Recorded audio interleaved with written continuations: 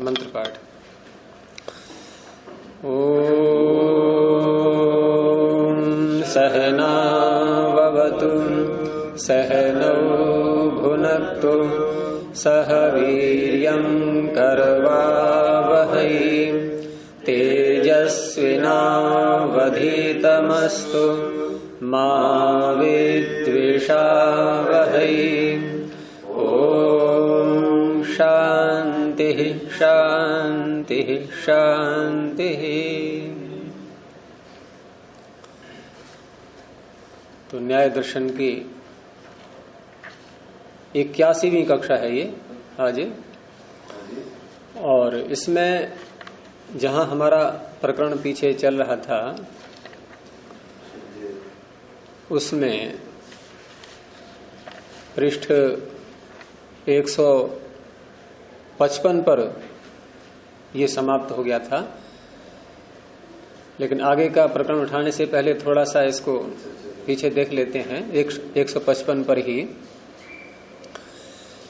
जहां ये दूसरा अनुच्छेद है कि तेनैव तस्य अग्रहणम इति चेत, ये वार्तिक के रूप में है और पूरा वार्तिक बनेगा यहां तक तेनैव तस्याग्रहणम इति चेत न अर्थभेदस्य लक्षण सामान्यात्। विराम लगा नहीं लगा रहने दीजिए, विराम से कोई वो नहीं है, मतलब इतनी बात पूरी हो गई है। आगे फिर हेतु दे दिया है, उसमें कॉमा लगा सकते हैं आप, विराम की जगह कॉमा लग जाएगा। यहां बात चल रही थी कि प्रमाणों से हम प्रमाणों का ज्ञान कर लेते हैं। प्रमाण की परीक्षा करने के लिए प्रमाण है या नहीं, तो इसको हम अन्य प्रमाण से परीक्षण करते हैं उसका। और थोड़ा पीछे हटे, बात यहां से प्रारंभ हुई थी कि क्या इन 4 प्रमाणों को जानने के लिए अन्य प्रमाणों की आवश्यकता है। और वहां फिर अनवस्था दोष भी दिखाया था कि 4 प्रमाणों को जानने के लिए, 4 में से किसी एक को जानने के लिए हम इन 4 के अतिरिक्त 5वां कोई प्रमाण लाएंगे, तो 5वां प्रमाण उसके द्वारा हमने इन 4 में से तो किसी को सिद्ध कर दिया। लेकिन वहां प्रश्न ये उठेगा कि ये 5वां प्रमाण जो लाया गया है इसकी सिद्धि कैसे होगी। तो उसके लिए फिर अन्य प्रमाण, 6ठे प्रमाण की आवश्यकता पड़ेगी और वहां भी यही प्रश्न उठेगा। तो इस तरह से ये कहीं भी समाप्ति इसकी नहीं हो पाएगी, वो अनवस्था थी। और उसके बाद फिर ये था कि हम इन्हीं प्रमाणों को, इन 4 प्रमाणों को इन 4 प्रमाणों से ही सिद्ध कर सकते हैं। प्रत्यक्ष प्रमाण को सिद्ध करना है तो अनुमान से कर लिया, शब्द से कर लिया, अथवा एक प्रत्यक्ष को दूसरे प्रत्यक्ष से कर लिया, तीसरे प्रत्यक्ष से कर लिया। तो इस तरह से आपस में भी इनको सिद्ध कर सकते हैं। अब यहां पर सिद्धांती ये कहता है पूर्व पक्षी को सामने रखते हुए कि मेरे इस कथन पर कि प्रमाणों से प्रमाणों की सिद्धि हो जाती है, मेरे इस कथन पर यदि पूर्व पक्षी ये कहता है कि तेनैव तस्य अग्रहणम, उसी के द्वारा उसी का ग्रहण नहीं होता, तेनैव तस्य अग्रहणम, उसी के द्वारा उसी का, अर्थात किसी प्रमाण को सिद्ध करना है तो उसको सिद्ध करने के लिए उसी प्रमाण के द्वारा उसको सिद्ध नहीं कर सकते। ऐसा यदि पूर्व पक्षी कहता है इति चेत, आशंका है ना, ऐसा यदि कहता है तो क्या उत्तर दिया? न। तो उसकी बात ये गलत है, अर्थात ऐसा नहीं होता। तो नहीं होता, क्यों नहीं होता? तो उसमें हेतु दे रहे हैं, अर्थात तेनैव तस्य अग्रहणम, ऐसा यदि पूर्व पक्षी कहता है तो ये बात उसकी गलत है। तो गलत है तो क्या सही बनेगी? क्या सही बनेगी? तेनैव तस्य ग्रहणम, अर्थात उसी के द्वारा उसी का ग्रहण होता है। प्रमाण से प्रमाण के हाँ, प्रमाणों से प्रमाणों का ज्ञान होता है। अब होता है इतना कह करके उसमें एक हेतु और दिया साथ में कि अर्थ भेदस्य लक्षण सामान्यात्। लक्षण सामान्यात्, लक्षण क्या है प्रमाण का? प्रमीयते अनेन इति प्रमाणम, ये लक्षण है। और इस लक्षण सामान्य को लेकर के हम यदि किसी प्रमाण को प्रमाण से सिद्ध कर रहे हैं तो वो प्रमाण अर्थ भेद है, वहां वो दूसरा प्रमाण है। प्रत्यक्ष से भी यदि हम प्रत्यक्ष को सिद्ध कर रहे हैं तो एक प्रत्यक्ष वो भिन्न है, और उसको जब प्रमाणित किया हमने तो उसी से नहीं, किसी अन्य प्रत्यक्ष से किया तो अर्थभेद हो गया। जैसे कोई कहे कि तेनैव तस्य ग्रहणम भी हो जाता है, और वो कहने लगे कि देखो मैंने ये त्वचा है, ये इस उंगली की अंगूठे की त्वचा है ये या नहीं, और त्वचा से त्वचा का ग्रहण कर लिया कि नहीं? तो तेनैव तस्य हो गया या नहीं? तो बात तो खंडित हो गई। फिर सिद्धांत कह रहा है नहीं, ऐसा नहीं होता।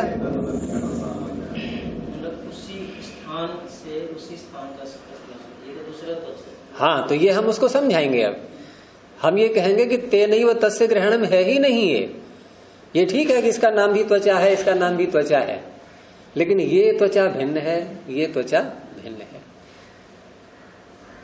मान लो ये उंगली की त्वचा है ये, अब इसको इसी से पकड़ो, आप पकड़ो, संभव ही नहीं है, नहीं है ना? तो वही सिद्धांति कह रहा है कि ना, ऐसा नहीं होता।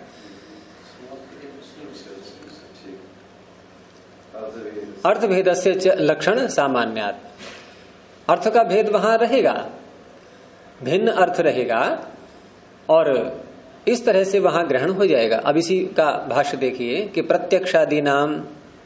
प्रत्यक्षादिभिः एव ग्रहणम इति अयुक्तम, अर्थात पूर्व पक्षी यदि ये कह रहा है कि प्रत्यक्ष आदि प्रमाणों के द्वारा ग्रहण हो जाता है, ये अयुक्त है, ये ठीक नहीं है। यानी सिद्धांति की बात को पूर्व पक्षी कह रहा है कि आप जो कह रहे थे कि प्रत्यक्ष आदि प्रमाणों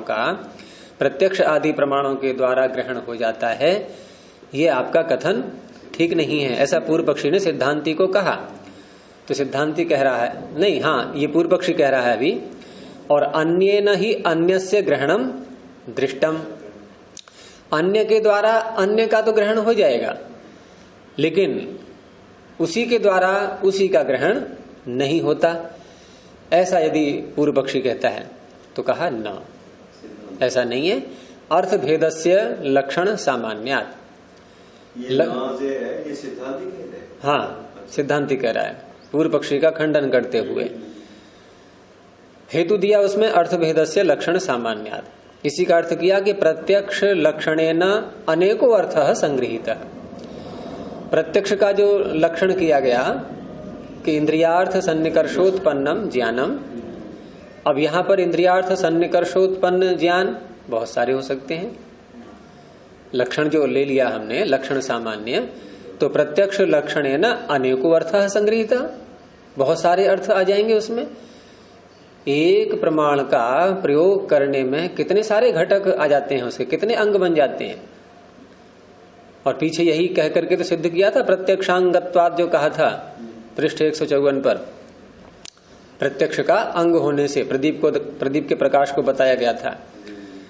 तो प्रत्यक्ष का अंग यानी कि बहुत सारे प्रत्यक्ष हैं, उनमें से एक ले लिया, वो उसका अंग हो गया, और सभी में प्रत्यक्ष का लक्षण घट रहा है। तो प्रत्यक्ष लक्षणेन अनेको अर्थः संगृहीतः, तत्र उन अर्थों में से केनचित् कस्यचित् ग्रहणम, किसी के द्वारा किसी का ग्रहण हो जाएगा, एक दूसरे का, किसी के द्वारा किसी का, जैसे इस त्वचा से इस त्वचा को, तो केनचित् कस्यचित्, किसी के द्वारा किसी का ग्रहण हो जाएगा, इसलिए अदोषः, तुम्हारे द्वारा लगाया गया दोष ये गलत है, ये नहीं है। एवं अनुमानादिषु अपि, इसी प्रकार से अन्य अनुमान आदि जो प्रमाण हैं वहां भी ये बात घट जाएगी कि अनुमान आदि प्रमाणों में भी अनुमान के भी बहुत सारे अंग हो सकते हैं और वहां एक के द्वारा दूसरे का ग्रहण हो जाएगा। उसका एक प्रमाण भी दे दिया आगे कि यथा उद्धृतेन उदकेन आशयस्थस्य ग्रहणम इति, जैसे कुएं में से जल निकाला।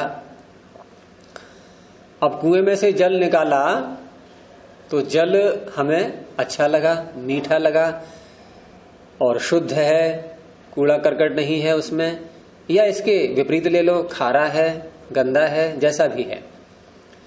उस जल को हमने देखा। किस जल को? जो कुएं से निकाल लिया है। अब उस निकाले हुए जल से हमने कुएं के अंदर विद्यमान जल का पता लगा लिया कि नहीं, कि कैसा है। कुएं के अंदर जो जल रह गया वो कैसा है इसका पता लगा या नहीं? तो जल से जल का ज्ञान हो गया, जल से जल का ग्रहण कर लिया। तेनैव तस्य ग्रहणम। चावल पकाते हैं तो भी नहीं, वहां दूसरा है। वहां तो एक एक चावल दिख रहा है अलग, लेकिन जल में अलग अलग नहीं हम स्वीकार कर रहे हैं। एक चावल को पकड़ के देखते हैं ये पक गया। हाँ, तो ये चावल अलग है, वो दूसरा अलग है। वही बात यहां भी घटाएंगे, वो बात सब जगह लागू होगी। अब यहां कोई कहने लगे कि तेनैव तस्य ग्रहणम, जल से जल का ग्रहण हो गया, तो कैसे समझाएंगे उसके लिए कि यहां जल से जल का ग्रहण जो हुआ है इसमें तेनैव तस्य ग्रहणम नहीं है। यहां जो जल बाहर निकाल लिया है ये भिन्न है, अंदर का जल भिन्न है। अंदर का जल भिन्न है। अरे उस जल के और अणु है, इसके और अणु है, लेकिन ज्ञान हमें इसलिए हो गया है कि वैसा ही जल है कुएं का, ये हम इस आधार पर कह पा रहे हैं क्योंकि जल के अणु हमेशा घूमते रहते हैं। जितने स्थान पर, जितने आयतन में कोई जल होगा वो एक सा ही होगा लगभग, इसलिए पता लग गया हमें। लेकिन ये निकाला हुआ जल अलग भिन्न है, अंदर रह गया जल वो भिन्न है। तो इस तरह से हमने अनुमान किया तो है इसका, क्योंकि यहां जो उदाहरण दे रहे थे अनुमानादिषु अपि, अनुमान का उदाहरण दे रहे हैं ये। तो यहां अनुमान जो किया जा रहा है, लेकिन अनुमान करते समय ये जो जल बाहर वाला है जिसको हम हेतु के रूप में, लिंग के रूप में ले रहे हैं, तो ये भिन्न है और अंदर वाला भिन्न है। और उसी से उसी का जो ग्रहण होता है वहां इस तरह से न कह करके वहां थोड़ा सा अंतर कर लेंगे कि ये भिन्न है और वो भिन्न है। तो यहां तक तो इन्होंने उदाहरण ऐसे दिए कि जहां एक अंग के द्वारा दूसरे अंग का ज्ञान हुआ। अब एक अन्य उदाहरण आगे लाते हैं, तो आगे देखेंगे वार्तिक आ रहा है। पूरा प्रमाण कहलाएगा फिर अंशी, अंगी पूरा प्रमाण, पूरा प्रमाण एक अंगी हो गया। और उसके अलग अलग जैसे दीपक से हमने देखा तो दीपक और नेत्र, फिर जिस वस्तु को देख रहे हैं वो प्रमेय, और फिर सन्निकर्ष, ये सारे कितनी चीजें यहाँ इकट्ठी हो रही हैं। और भी आगे दिखाएंगे काल, दिशा, ये सब आते हैं इसमें वो भी हैं। तो ये सब मिलाकर के पूरा कहलाएगा प्रत्यक्ष प्रमाण। इसमें जो आशय का तात्पर्य जो कुएं का अंदर भंडार है जल, वो आशय हो गया। उसमें स्थित जल, उसमें विद्यमान जल, वो आशयस्थ हो गया। और उसका ज्ञान किससे हुआ? उद्धृत जल से। अब एक ऐसा उदाहरण दे रहे हैं कि जहां ऐसा लगेगा कि उसी से उसी का ज्ञान हो गया। ठीक है, तो वार्तिक है आगे, ज्ञात्री मनसोश्च दर्शनात्। ज्ञात्री ज्ञाता और मन, मनस दो लिए इन्होंने यहां पर। अर्थात ज्ञाता आत्मा, और ज्ञाता आत्मा ज्ञेय भी बन जाता है। कोई भी आत्मा अपने को अपने से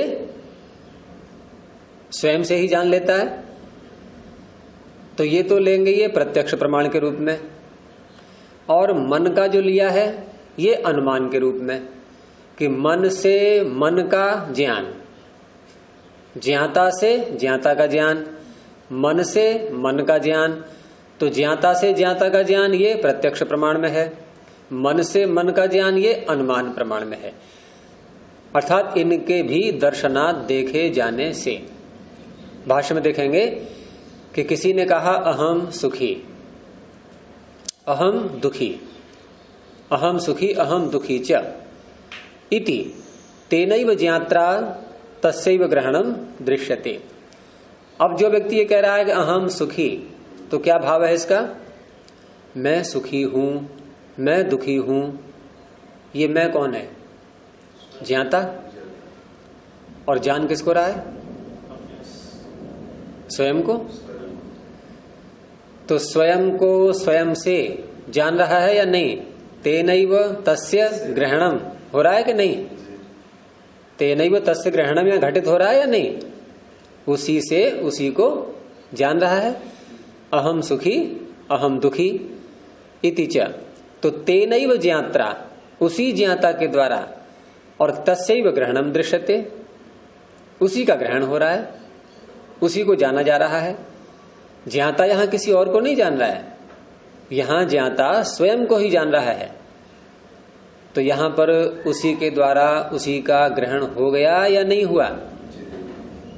पीछे के जो उदाहरण थे, पीछे जो बात बता रहे थे, वहां यह था केनचित कस्यचित ग्रहणम, किसी और के द्वारा किसी और का ग्रहण।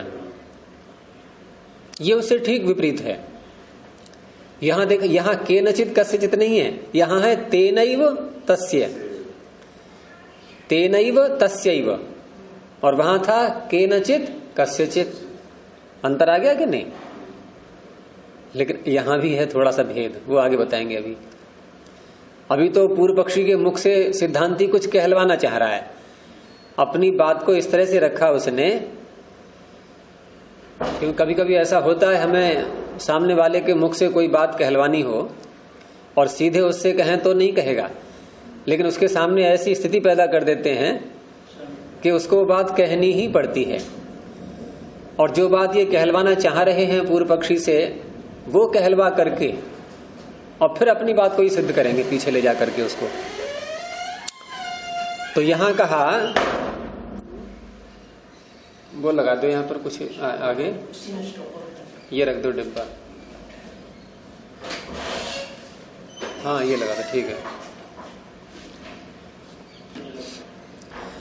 तो अहम सुखी अहम दुखी च इति तेनैव ज्ञात्रा तस्यैव ग्रहणम दृश्यते। यहां देखा जा रहा है कि उसी के द्वारा उसी का ग्रहण हो रहा है।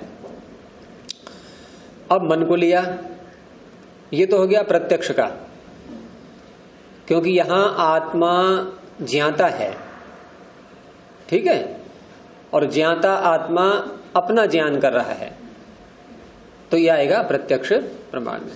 यानी प्रत्यक्ष के द्वारा प्रत्यक्ष का ही, वो प्रत्यक्ष प्रमेय बन चुका है इस समय, अभी वो ज्ञाता प्रमेय बन गया है, लेकिन स्वयं से ही स्वयं को उसने जान लिया।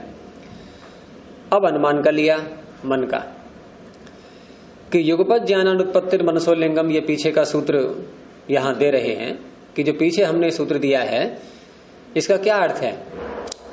एक साथ ज्ञानों की उत्पत्ति न होना, ये हमें दिख रहा है प्रत्यक्ष रूप से। एक साथ ज्ञानों की उत्पत्ति नहीं होती, ये हमें पता है। अब इस लिंग से, इस चिन्ह से किसका ज्ञान हुआ? मन का। तो लिंग से जब किसी का ज्ञान होता है तो कौन सा प्रमाण कहलाता है? वो अनुमान, अनुमानी तो कहलाता है, हाँ, लिंग से जब लिंगी का ज्ञान होता है, अनुमान प्रमाण का यही तो लक्षण है। अच्छा, तो मन का ज्ञान यहां पर किया, किससे? अनुमान से। अनुमान से मन का ज्ञान किया। अब अनुमान से जो मन का ज्ञान किया है, ये मन क्या है? ये मन कौन से प्रमाण में आता है? हम जब भी किसी अनुमान प्रमाण का प्रयोग करते हैं, जैसे धुएं से अग्नि का ज्ञान हुआ, तो यहां धुआं क्या है? धुआं हेतु दे रहे हैं, लिंग है, और उससे अग्नि का ज्ञान हुआ। तो अग्नि का ज्ञान कैसा ज्ञान है? ये आनुमानिक ज्ञान। लेकिन ये अग्नि का ज्ञान जो हुआ है, ये किस इंद्रिय से हुआ, किस से हुआ? मन से ही तो हुआ, या किसी अन्य इंद्रिय से हुआ है? धुएं का तो नेत्रों से हो गया, वो प्रत्यक्ष है। लेकिन अग्नि का ज्ञान तो नेत्रों से नहीं हुआ, वो मन से हुआ है। तो मन अनुमान प्रमाण कराने वाला है, अर्थात मन अनुमान प्रमाण का अंग है। अब उसी अनुमान प्रमाण का ज्ञान, यहां तो मन से हमने अग्नि का पता किया, अनुमान प्रमाण है मन, लेकिन अब हमें मन का ही ज्ञान करना है। तो मन का ज्ञान कैसे कर रहे हैं? अब ये सूत्र बोल करके कैसे कर रहे हैं? अनुमान से ही तो कर रहे हैं। तो अनुमान का ज्ञान अनुमान से हो गया। पीछे जो आत्मा का दिखाया था, वहां प्रत्यक्ष का प्रत्यक्ष से ज्ञान, और मन का जो दिखाया अनुमान का अनुमान से ज्ञान। तो इति च तेनैव मनसा तस्यैव अनुमानम दृश्यते। उसी मन से उसी का, उसी मन से उसी मन का ये अनुमान दृश्यते, जाना जा रहा है। अब दोनों उदाहरणों को मिलाकर के वाक्य बनाया कि ज्ञातुर ज्ञेयस्य च अभेदः। पीछे वाले में अहम सुखी अहम दुखी में ज्ञाता और ज्ञेय का अभेद है, वही ज्ञाता है और वही ज्ञेय है। और दूसरे वाले में ग्रहणस्य ग्राह्यस्य च अभेदः। यहां क को हटा दीजिए, ग्राह्यस्य च अभेदः, ये मन के लिए कह दिया। अब यहां मन को देखो ज्ञाता नहीं कहा है, क्या कहा है? ग्रहण। तो इससे क्या सिद्ध होता है? मन ज्ञाता नहीं है, मन जानने वाला नहीं है। मन को देखो ना, ग्रहण कहा है, ज्ञाता नहीं कहा है। ग्रहणस्य ग्राह्यस्य च अभेदः। ग्रहण जिसके द्वारा होता है, अनुमान है जो मन, और वही उसी का यहां ग्रहण कर रहे हैं, हम जान रहे हैं अनुमान से। तो दोनों का अभेद है, मन से मन का ज्ञान, और वहां आत्मा से आत्मा का ज्ञान। लेकिन ये ग्रहण है और वो ज्ञाता है, इतना अंतर है दोनों में। क्योंकि कुछ एक बहुत बड़ा वर्ग ऐसा है जो ये मानता है कि आत्मा जानता नहीं है, यानी अनुभव नहीं करता है। सुख दुख का इत्यादि जो हैं भोग, इनका आत्मा अनुभव नहीं करता है, ऐसा मानते हैं वो। और इस मान्यता के पीछे कारण क्या है? उन्हें ये लगता है कि यदि हमने ऐसा मान लिया कि आत्मा सुख दुख का अनुभव करता है, संवेदना हो रही है उसको, तो इससे आत्मा विकारी बन जाएगा, इससे आत्मा विकारी बन जाएगा। और विकारी बन जाएगा तो फिर अनित्यता आने लगेगी उसमें। तो आत्मा को क्योंकि नित्य रखना है, अनित्य नहीं है, आत्मा नित्य है, ये उनका सिद्धांत है। हम भी मानते हैं आत्मा नित्य है, कोई बात नहीं। लेकिन उनका कहना यह है कि आत्मा की नित्यता खंडित न हो, तो इसके लिए क्या उपाय निकालते हैं वो? कि मन में ही सारे धर्मों को स्वीकार करते हैं। सुख दुख का होना, अन्य संवेदनाएं होना, ये मन में हो रही हैं, ऐसा मानते हैं। तो फिर आत्मा क्या करता है उसमें? तो कहा कि आत्मा केवल मन को देखता है बस। हैं? हाँ, मतलब उनका कहना यह है कि आत्मा में अनुभूति नहीं होगी। आत्मा में यदि अनुभूति स्वीकार कर ली तो आत्मा में विकार आ जाएगा, परिवर्तन आ जाएगा, वो विकारी बन जाएगा, अनित्य बन जाएगा। वो ये माने बैठे हैं कि आत्मा में यदि कोई ज्ञान हुआ है, अनुभूति हुई है, तो इसका अर्थ है उसमें अंतर आ गया, उसके स्वरूप में अंतर आ गया।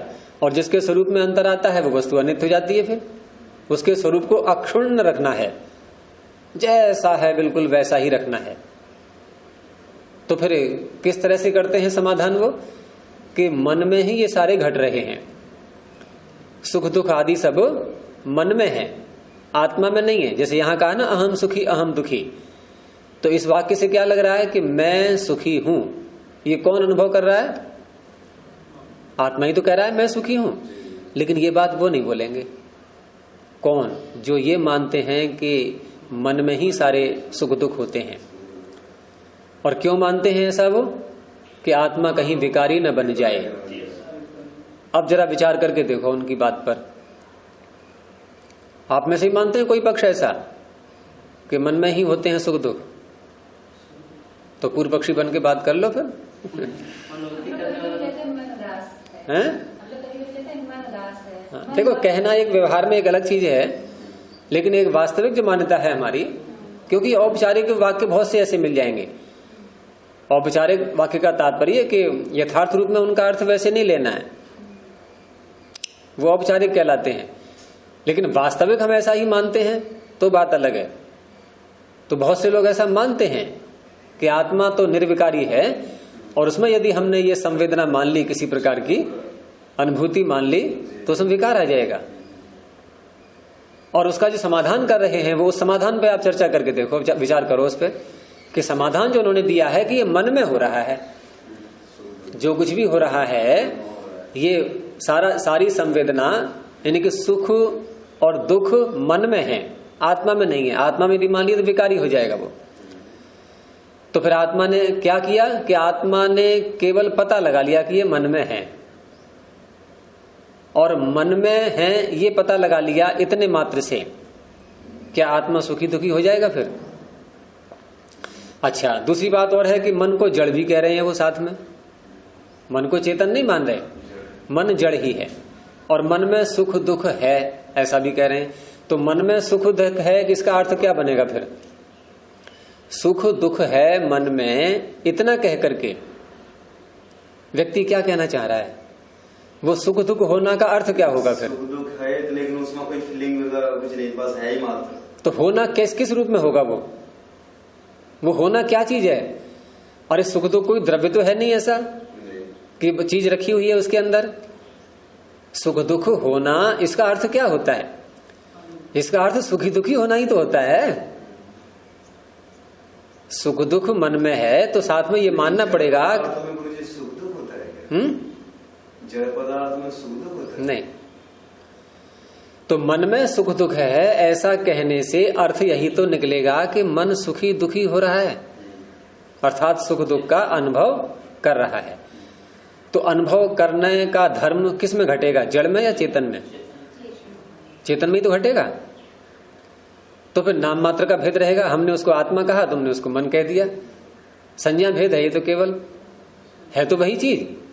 अच्छा, और यदि हम ये मानते हैं कि मन में सुख दुख है और आत्मा उसको जान रहा है, तो आत्मा का जानना, इससे क्या अभिप्राय है? उसके मतलब वो फीलिंग करता हो। जैसे उदाहरण ले लो, किसी व्यक्ति के चोट लग गई, एक्सीडेंट हो गया, हाथ पैर टूट गए उसके। अब हम खड़े होकर देख रहे हैं उसको, और हम खड़े होकर क्या देख रहे हैं, क्या जान रहे हैं कि ये दुखी हो रहा है। ये जान रहे हैं? नहीं, ये दुखी हो रहा है। अब जो दुख उसको हो रहा है, जो दर्द हो रहा है, मैंने दुख को खोला दर्द शब्द से, पीड़ा, क्योंकि दुख तो बहुत व्यापक अर्थ में आ जाएगा। पीड़ा जो उसको हो रही है, क्या वो पीड़ा देखने वाले को हो रही है? ना, वो देखने वाला हो रही है, अब उसके पीड़ा हो रही है, मैं देखने वाला को इसीलिए हो रही है, उसे क्या पता उसको हो रही है। अगर इस पहले वाला देखने वाला का पीड़ा पहले ना हुआ हो। आपका वाक्य उलझ गया थोड़ा, फिर ढंग से बोलें कि जो व्यक्ति देख रहा है सामने वाले को, और सामने वाले में जो पीड़ा हो रही है, क्या वह पीड़ा देखने वाले में हो रही है? देखने वाला तो नहीं। बस सीधा सा उत्तर है, नहीं हो रही है। नहीं हो रही है ना। उसका दुख और प्रकार का है, पीड़ा वाला नहीं है। अब आत्मा ने मन को देखा कि मन सुखी हो रहा है, मन दुखी हो रहा है, तो आत्मा को तो दुख सुख नहीं होगा, नहीं होगा ना। लेकिन क्या हमारी अनुभूतियां हैं ऐसी हमारे प्रत्यक्ष यही बता रहे हैं क्या कि हम सुखी दुखी नहीं होते, केवल मन को देख रहे हैं बस। अब वहां भी ये कहते हैं कि वो मन को अपना स्वरूप मान लेता है आत्मा अज्ञानता से, और अपना स्वरूप मान करके मन जो सुखी दुखी हो रहा है उसको ऐसा मान लेता है कि मैं सुखी दुखी हो रहा हूं। अच्छा, ऐसा यदि मान लिया उसने कि मैं सुखी दुखी हो रहा हूं, तो वो जो विकार से बचाने के लिए जो मन में अध्यारोप किया था सुख और दुख का, वो तो विकार फिर भी आ जाएगा, क्योंकि आत्मा मन को जान रहा है। ये जानना भी कब हुआ था, यानी कि पहले नहीं जान रहा था, अब जान रहा है, तो ज्ञान उत्पन्न हुआ। ये तो जो ज्ञान पहले नहीं था अब उत्पन्न हुआ है, तो नए ज्ञान के उत्पन्न होने से आत्मा विकारी हो गया कि नहीं? क्योंकि एक जैसा रहे उसका ज्ञान, तब तो हम कहेंगे निर्विकारी है, और नया ज्ञान यदि उत्पन्न हुआ है तो विकारी हो गया। तो इस तरह से ये समस्या नहीं सुलझने वाली।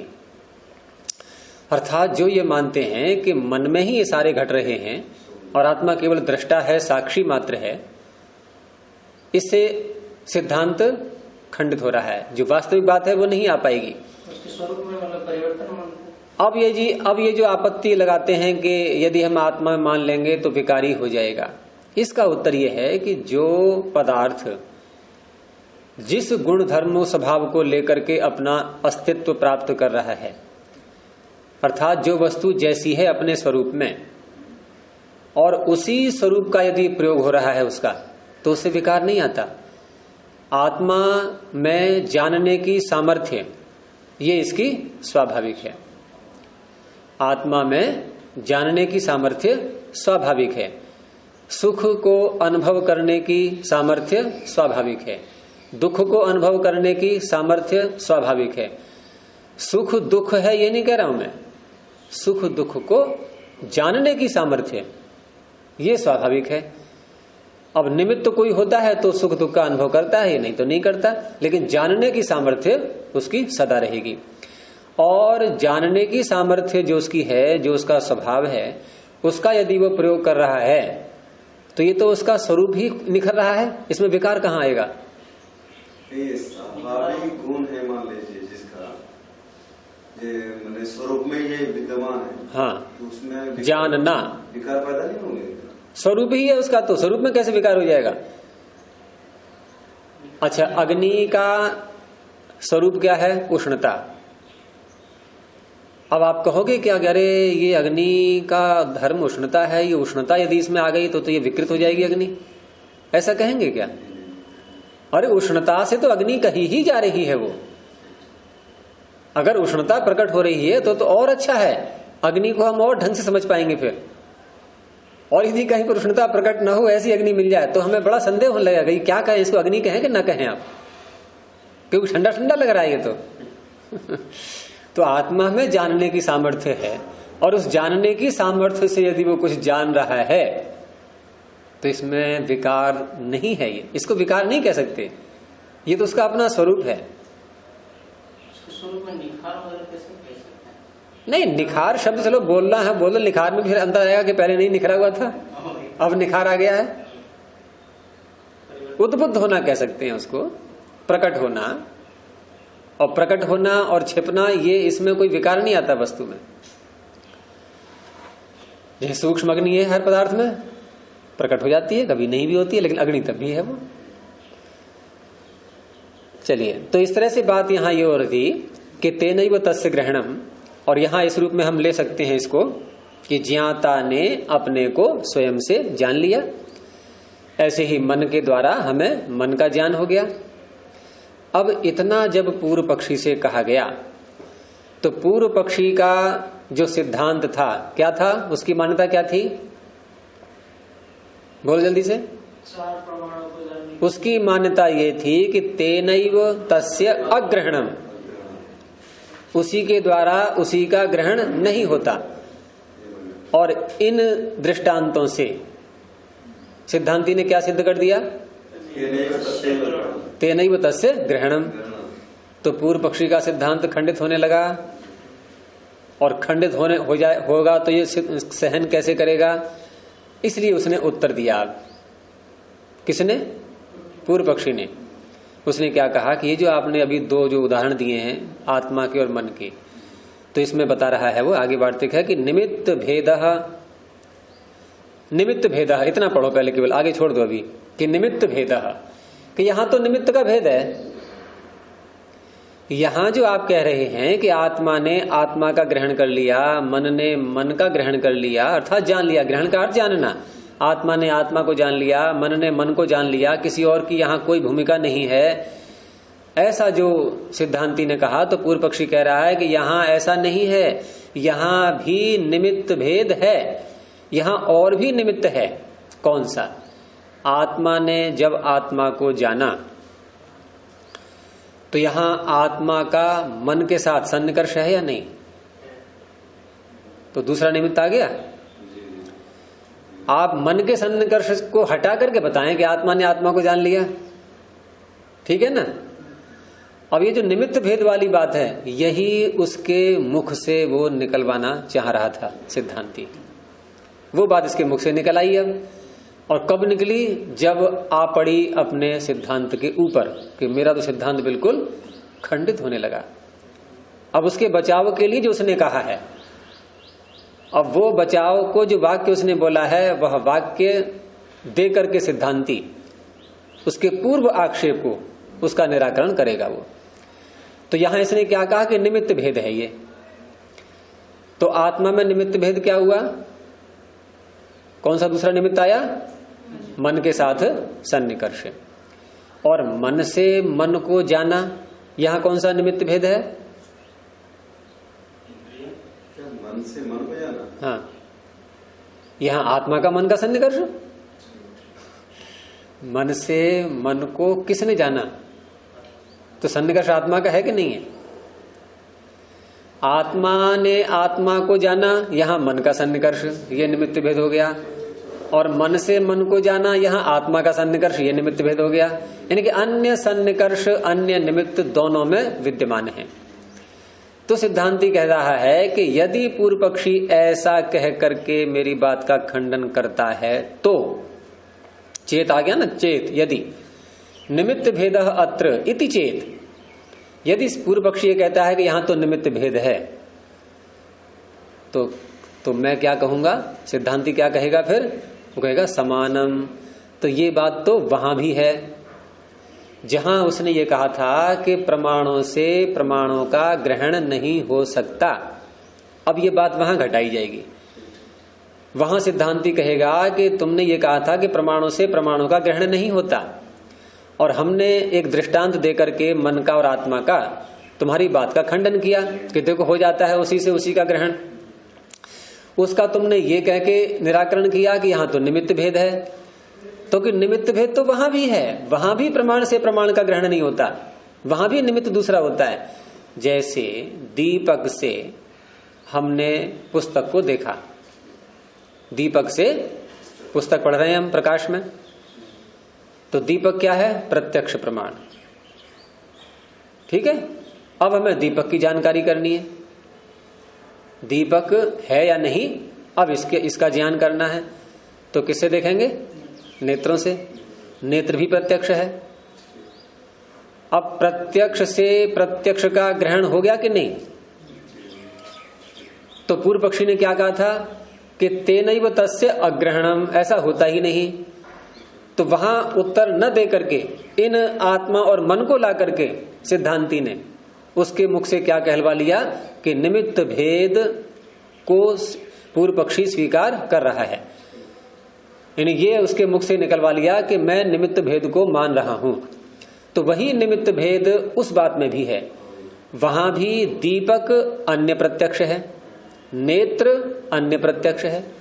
प्रत्यक्ष से प्रत्यक्ष का ग्रहण होने पर भी निमित्त भेद हो गया कि नहीं? यदि दीपक अपने को स्वयं देखने लगे तब ये आपत्ति आती। यहां दीपक को नेत्र से देख रहे हैं, तो प्रत्यक्ष से प्रत्यक्ष का ग्रहण होने पर भी निमित्त भेद विद्यमान है। तो कहा कि समानम, ये बात वहां भी है। वार्तिक का अर्थ किया कि न निमित्तांतरेण विना, पहले पूर्व पक्षी की बात रख रहे हैं कि न निमित्तांतरेण विना ज्ञाता आत्मानं जानीते। जो आत्मा ज्ञाता है वो बिना दूसरे निमित्त के अपने को नहीं जान रहा है। कौन सा है दूसरा निमित्त? फिर भूल गए? मन का आत्मा के साथ सन्निकर्ष। आत्मा आत्मा के साथ मन का हो गया, वो अगले वाक्य में आएगा। अभी जितना है उतना ही। आगे कहा कि न च निमित्तांतरेण विना मनसा मनोगृह्यते। मन के द्वारा भी मन बिना निमित्तांतर के दूसरे निमित्त के नहीं ग्रहण किया जा रहा है। और यहां कौन सा निमित्तांतर था? आत्मा का सन्निकर्ष मन के साथ।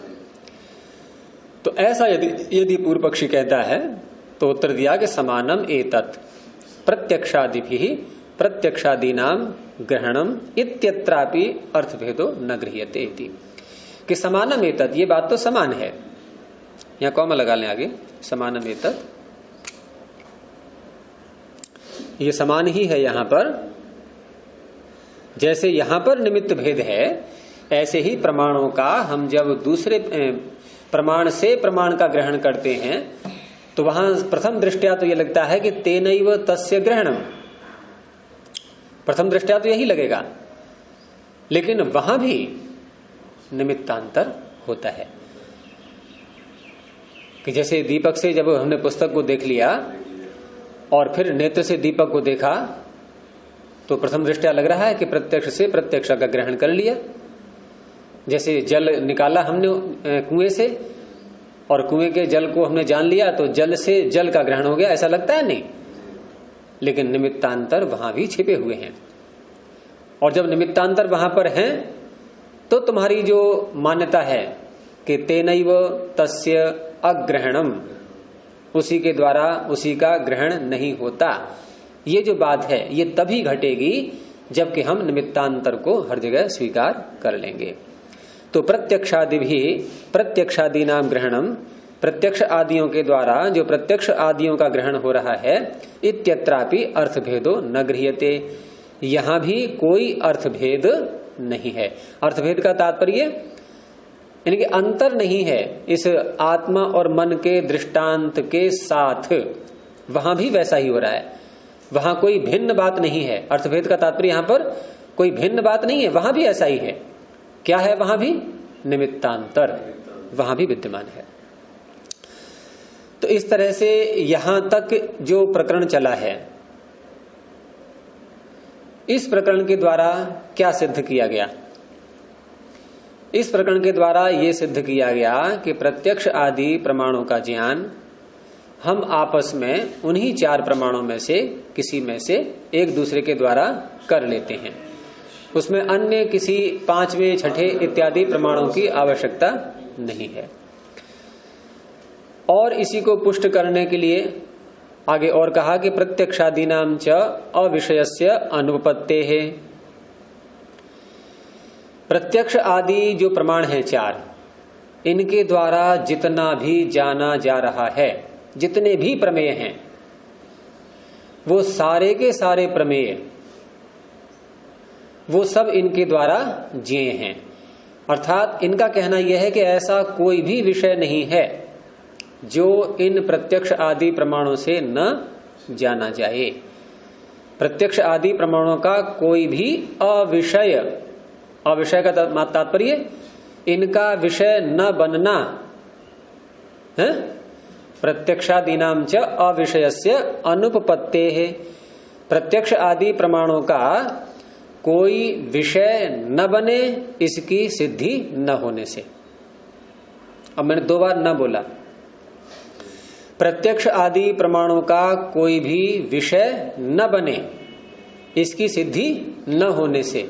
तो दोनों नौ को हटा दो, क्या बनेगा वाक्य? नहीं, क्या बनेगा? बोल के हैं? यानी कि सारे प्रत्यक्ष आदि प्रमाणों के विषय होते हैं।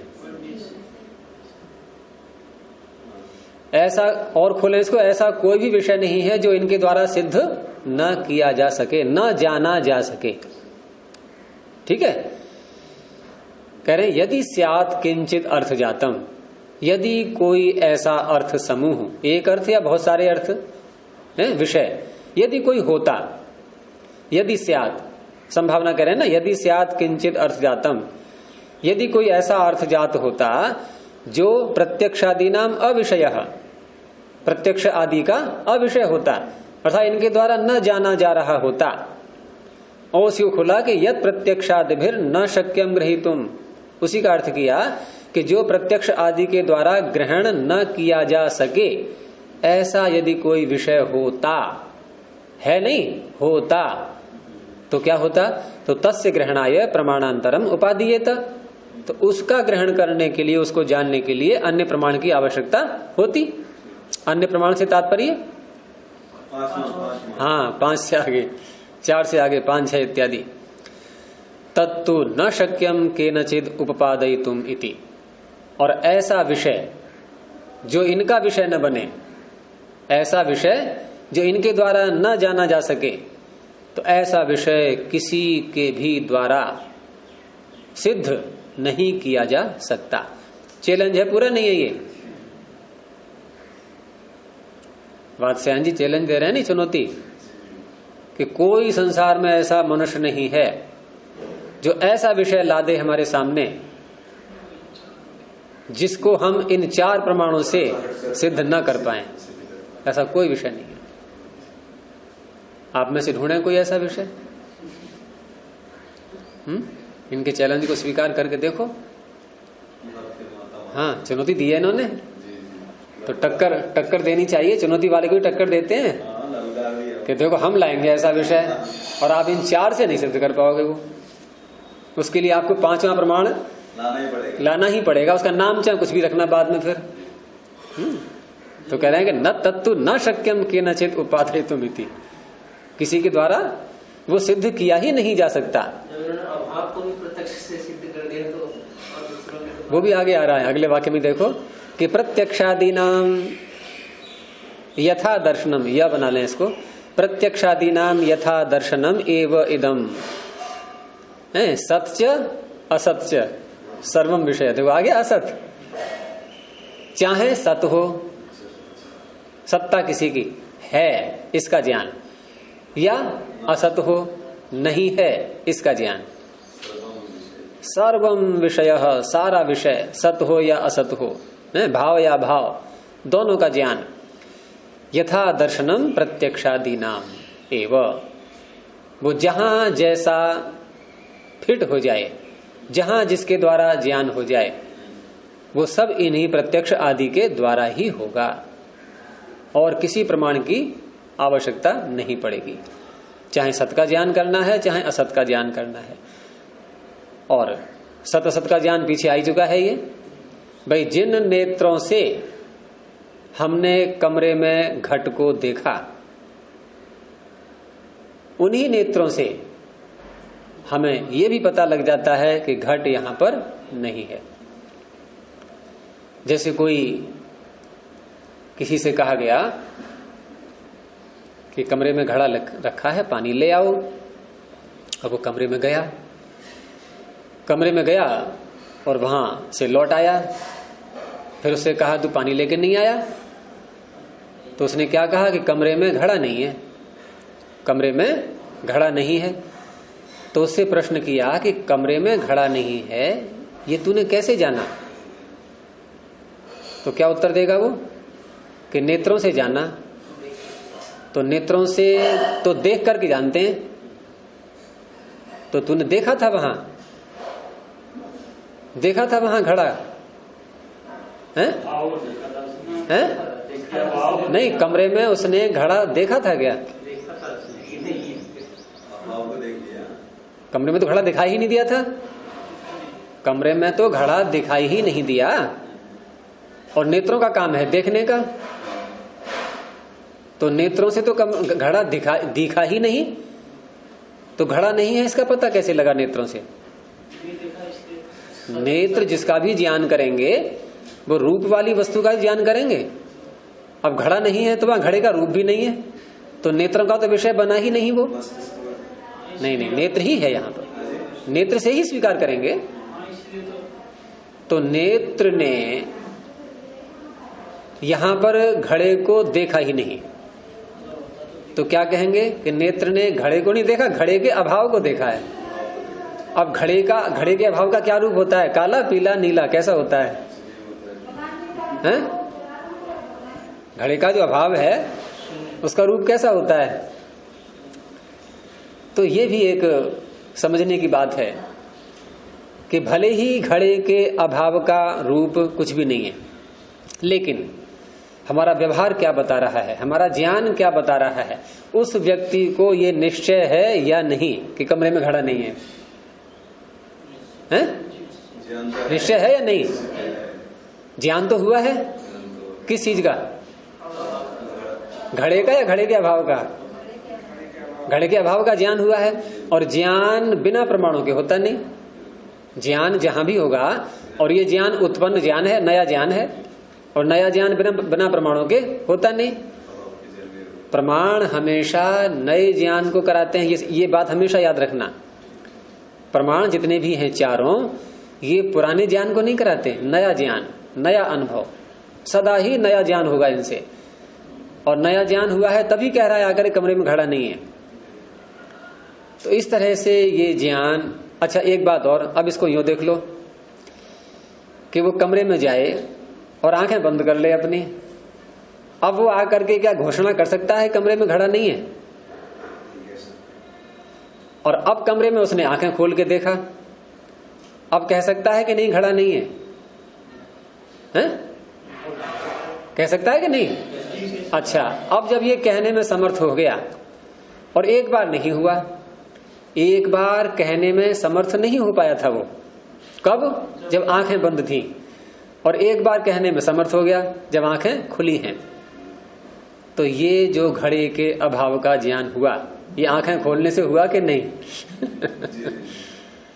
और आंखें खोलने से हुआ तो आंखों से ही तो हुआ, नेत्रों से ही तो हुआ। तो अब तो कोई संदेह नहीं है इसमें कि नेत्रों से ही ज्ञान होता है, भाव का भी और अभाव का भी। ऐसे ही प्रत्येक विषय के साथ जोड़ेंगे। तो ये सूत्र पूरा हो गया है, आगे कल देखेंगे। प्रणोध्वनि।